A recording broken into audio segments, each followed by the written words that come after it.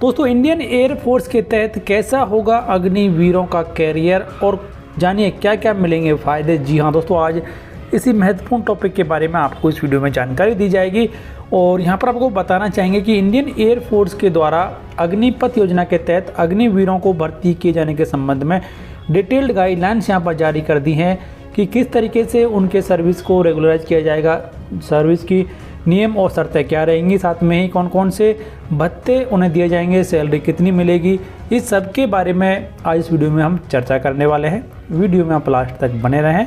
जानकारी पसंद आए तो वीडियो को लाइक और शेयर करें। यदि कोई डाउट है तो कमेंट बॉक्स में लिखकर ज़रूर बताएं और यदि आप हमारे चैनल पर पहली बार आए हैं तो चैनल को सब्सक्राइब कर लें, बेल आइकन प्रेस कर दें हर एक यूजफुल अपडेट सबसे पहले देखने के लिए।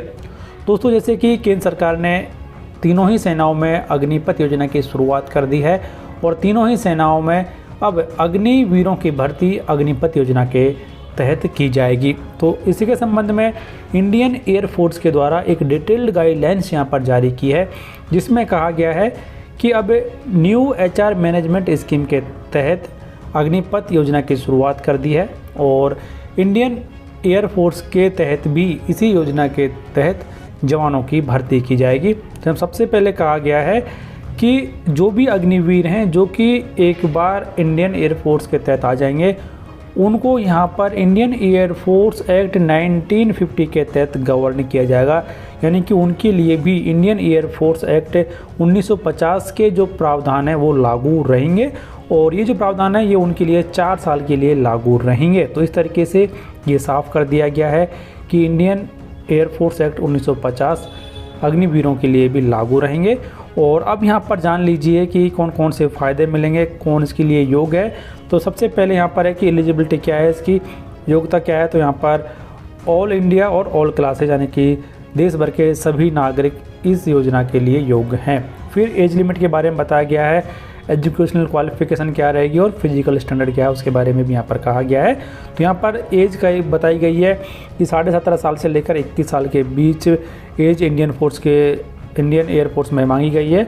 और इसके अलावा जो एजुकेशनल क्वालिफिकेशन है और फिजिकल स्टैंड हैं वो भी यहाँ पर इंडियन एयर फोर्स के द्वारा जल्दी ही जारी किए जाएंगे। नॉर्मली जो जनरल कंडीशंस हैं वो अग्निवीरों के लिए भी लागू रहेंगी। फिर बात आती है यहाँ पर मेडिकल स्टैंडर्ड की। तो ये भी कहा गया है कि Agniveers will have to meet the medical eligibility conditions laid down for enrolment in the Indian Air Force as applicable to respective categories by trades, यानी कि जो कैटेगरीज और ट्रेड्स हैं उनके लिए जो भी मेडिकल स्टैंडर्ड है वो अग्निवीरों के लिए भी लागू रहेंगे। यानी कि जिस पोस्ट के लिए नॉर्मल तरीके से इंडियन एयर फोर्स के तहत भर्ती की जाती है वही स्टैंडर्ड में वही मेडिकल स्टैंडर्ड अग्निवीरों के लिए भी लागू रहेंगे। और इसके अलावा जो डिटेल्ड गाइडलाइंस है वो भी बाद में जारी कर दी जाएगी। फिर यहाँ पर कही गई है कि उनका जो एम्प्लॉयबिलिटी है वो क्या है।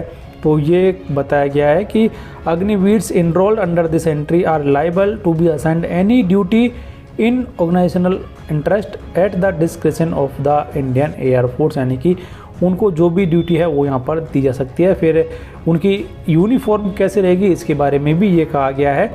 तो to encourage and recognise dynamism of youth a distinctive insignia will be worn by Agniveers on their uniform during their engagement period, यानी कि जो 4 साल की अवधि है उसके दौरान इंडियन फोर्स की जो नॉर्मल वर्दी है वो इन जवानों को भी दी जाएगी।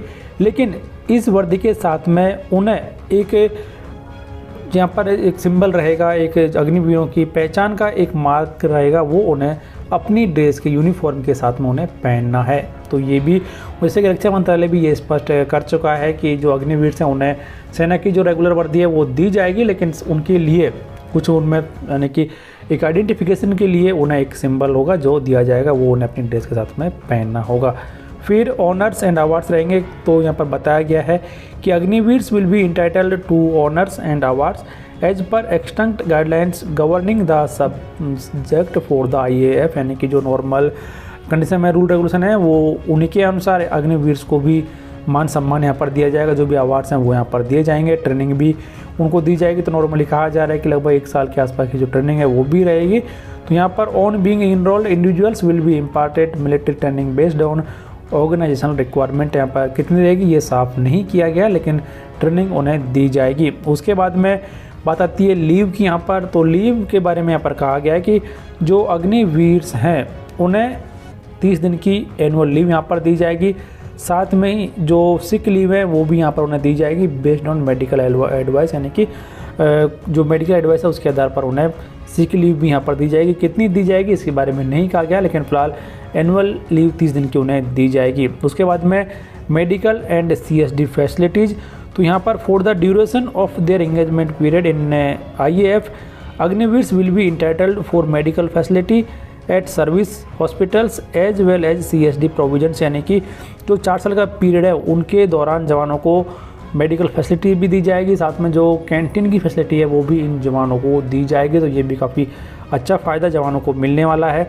उसके बाद में रिलीज एट ऑन रिक्वेस्ट, यदि कोई जवान 4 साल से पहले नौकरी यहाँ पर छोड़ना चाहता है तो वो भी कहा गया है कि 4 साल से पहले किसी भी जवान को छूट नहीं दी जाएगी, यानी कि उन्हें रिलीज वहाँ से नहीं किया जाएगा। यदि कुछ विशेष कंडीशंस हैं तो यहाँ पर कॉम्पिटेंट अथॉरिटी के अप्रूवल के बाद जवानों को वहाँ से मुक्त किया जा सकता है, लेकिन नॉर्मल वे में उन्हें वहाँ से मुक्त नहीं किया जाएगा। फिर बात आती है यहाँ पर कि पे and allowances and allied benefits, यानी कि उन्हें कितनी सैलरी और भत्ते दिए जाएंगे। तो यहाँ पर कहा गया है कि उन्हें हर महीने जो अग्निवीर हैं उन्हें 30,000 रुपये पर मंथ जो फिक्स्ड है सैलरी है वो दी जाएगी। इसके अलावा जो ईयरली इंक्रीमेंट है वो भी इन्हें दिया जाएगा। इसके साथ में ही जो अग्निवीर हैं उन्हें risk and hardship allowance, dress allowance and travel allowance, इसका भी भुगतान अग्निवीरों को किया जाएगा। तो इस तरीके से जो नॉर्मल एक सेना के जवान को रिस्क एंड हार्डशिप अलाउंस मिलता है, ड्रेस अलाउंस मिलता है, ट्रैवलिंग अलाउंस मिलता है, उसका भुगतान भी अग्निवीरों को किया जाएगा। साथ में जो 30,000 रुपये की फिक्स्ड सैलरी है वो भी उन्हें दी जाएगी। तो काफ़ी अच्छा ये फ़ायदा दिया जा रहा है सरकार के द्वारा। साथ में यहाँ पर जो अग्निवीर हैं उनके लिए अग्निवीर कॉर्पस फंड भी सरकार के द्वारा शुरू किया जा रहा है, जिसमें जवानों को काफ़ी फ़ायदा मिलने वाला है। जब जवान अपनी नौकरी छोड़ेगा तो उन्हें 4 साल की सेवा के बाद में एक मुश्त राशि इस अग्निवीर कॉर्पस फंड से सरकार के द्वारा दी जाएगी, जिसमें अग्निवीर का भी योगदान रहेगा। फिर यहाँ पर बात कर लीजिए कि जो डिटेल सैलरी है वो कितनी मिलने वाली है उसके बारे में, यानी कि रिम्यूनरेशन पैकेज के बारे में। तो वन टाइम जो सेवा निधि है उसके हिसाब से जो पैसा मिलने वाला है वो इस प्रकार है कि फर्स्ट ईयर में 30,000 रुपये, सेकेंड ईयर में 33,000, थर्ड ईयर में 36,500 रुपये और फोर्थ ईयर में 40,000 रुपये की जो सैलरी है वो जवानों को दी जाएगी। और इसके अलावा यहाँ पर उन्हें जब वो 4 साल के बाद में नौकरी छोड़ते हैं तो उन्हें 10,04,000 रुपये जो हैं वो सेवा निधि फंड से सरकार के द्वारा दिए जाएंगे। इसके अलावा उस पर जो इंटरेस्ट है वो जवानों को एक्स्ट्रा दिया जाएगा। फिर यहाँ पर एक बात बताई गई है कि Agniveers will not be required to contribute to any provident fund of the government और there shall be no entitlement of gratuity and any kind of pensionary benefit in the case of Agniveer, यानी कि अग्निवीरों को किसी भी प्रकार की ग्रेचुइटी और pension का भुगतान, पेंशनरी बेनिफिट्स का भुगतान नहीं किया जाएगा। और उसके बाद में जो लाइफ इंश्योरेंस कवर है वो यहाँ पर अग्निवीरों को दिया जाएगा।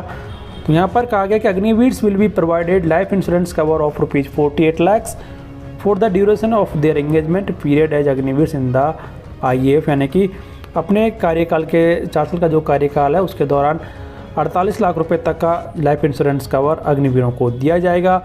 उसके बाद में बात आती है यहाँ पर कि कंपनसेशन इन डेथ। तो in case of death the following will be admissible to the next of kin from the Agniveer corpus fund. तो यहाँ पर उन्हें इंश्योरेंस कवर एज एडमिसिबल, यानी कि जो 48 लाख का इंश्योरेंस है वो यहाँ पर दिया जाएगा। इसके अलावा जो all other compensation as per detailed as per para 29, तो वो भी देख लेते हैं कि कितना यहाँ पर मिलने वाला 29 में क्या कहा गया है। तो यहाँ पर जो कहा गया कि डिसेबिलिटी या फिर डेथ हो जाती है जवान की इस 4 साल के पीरियड के दौरान, तो उसमें कैटेगरी के हिसाब से जो बेनिफिट है वो अलग अलग रहेंगे यहाँ पर। तो यहाँ पर बताया गया कि death during engagement period on bonafide duty, इसमें कैटेगरी Y और Z में यदि है कोई जवान तो उन्हें यहाँ पर दिया जाएगा कि जो इंश्योरेंस कवर 48 लाख का वो रहेगा। वन टाइम एक्स ग्रेसिया जो अमाउंट है वो 44 लाख रुपए की वो दी जाएगी। और इसके अलावा जो full pay for unserved period up to 4 years with effect from the date of death including Sevanidhi component. यदि सर्विस के दौरान मृत्यु हो जाती है, इस जवान कोई शहीद हो जाता है, तो उन्हें 48 लाख रुपए का जो इंश्योरेंस कवर है वो दिया जाएगा। साथ में ही जो 44 लाख रुपए का ग्रेसिया एक्स ग्रेसिया है वो दिया जाएगा। इसके अलावा जो 10 लाख रुपए का जो कॉर्पस फंड है वो भी यहाँ पर उन्हें दिया जाएगा।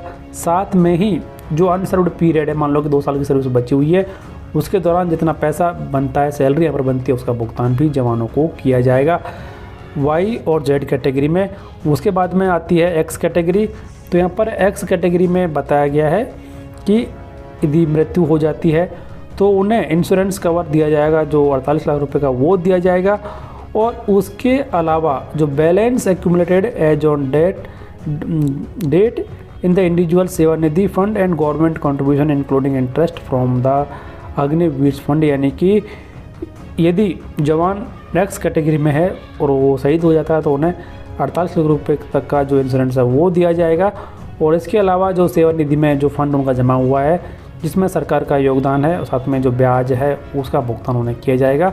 हालांकि जो एक्स कैटेगरी में मिलने वाले फ़ायदे हैं वो वाई और जेड कैटेगरी के फ़ायदों से थोड़ा कम फ़ायदे हैं, लेकिन ये फ़ायदे उन्हें दिए जाएंगे। और इसके अलावा यहाँ पर ये भी कहा गया है कि जो डिसेबल यदि कोई जवान हो जाता है, अग्निवीर हो जाता है अपने इंगेजमेंट पीरियड के दौरान, तो उन्हें इसके लिए भी पैसा दिया जाएगा। तो यहाँ पर उनकी जो डिसेबिलिटी है उसके हिसाब से पैसा यहाँ पर दिया जाएगा। मान लीजिए कि कोई जो जवान है वो यहाँ पर 100% डिसेबल हो जाता है, तो इसके लिए उन्हें 44 लाख रुपए दिए जाएंगे। यदि जवान की जो विकलांगता का परसेंटेज है वो 75% है तो उन्हें 25 लाख रुपए दिए जाएंगे। और यदि जवान का जो विकलांगता की परसेंटेज है वो 50% है तो उन्हें 15 लाख रुपए तक का जो पेमेंट है वो सरकार के द्वारा दिए जाएंगे। और इसके अलावा full payment for unserved period, जो बाकी का जो पीरियड है उसके लिए भी जवान जो पैसा है वो जवानों को दिया जाएगा। तो इस तरीके से ये जो फ़ायदे हैं जो कि जवान की विकलांगता या फिर जवान की मृत्यु हो जाती है उस कंडीशन में उसको दिए जाएंगे। और जैसे कि हम विकलांगता के बारे में पहले बात कर चुके हैं कि यदि 76% से लेकर 100% तक है तो उन्हें यहाँ पर दिए जाएंगे 44 लाख रुपए, और इसके अलावा उनका 25 लाख रहेगा और 15 लाख, इस तरीके से डिसेबिलिटी का भुगतान उन्हें किया जाएगा। और ये कुछ जो फ़ायदे हैं। और आगे यहाँ पर ये भी बताया गया है कि जो अग्निवीर हैं उन्हें एक स्किल सर्टिफिकेट दिया जाएगा जिसे वो आराम बाद में यूज कर सकते हैं। साथ में ही जो अग्निवीर हैं उनका जो एनरोलमेंट पीरियड है वो 4 साल के बाद 4 साल के लिए ही रहेगा। 4 साल के बाद में 25% जवानों को सेना में नौकरी कंटिन्यू रखने का मौका दिया जाएगा। और बाकी के जो जवान हैं वो आराम से अपना कोई दूसरा बिजनेस कर सकते हैं यहाँ पर, जैसे कि सरकार बोल चुकी है, CAPF, असम राइफल्स और राज्य सरकारों के द्वारा बड़े ऐलान किए गए हैं कि जो बाकी के अग्निवीर हैं उन्हें भी काफ़ी अच्छे मौके यहाँ पर राज्य सरकारों के द्वारा दिए जा रहे हैं। तो इस तरीके से काफ़ी महत्वपूर्ण कदम एक केंद्र सरकार के द्वारा उठाया गया है। इसके बारे में आपकी राय कमेंट बॉक्स में लिखकर जरूर बताएं। वीडियो को लाइक और शेयर करें, चैनल को सब्सक्राइब कर लें हर एक यूजफुल अपडेट सबसे पहले देखने के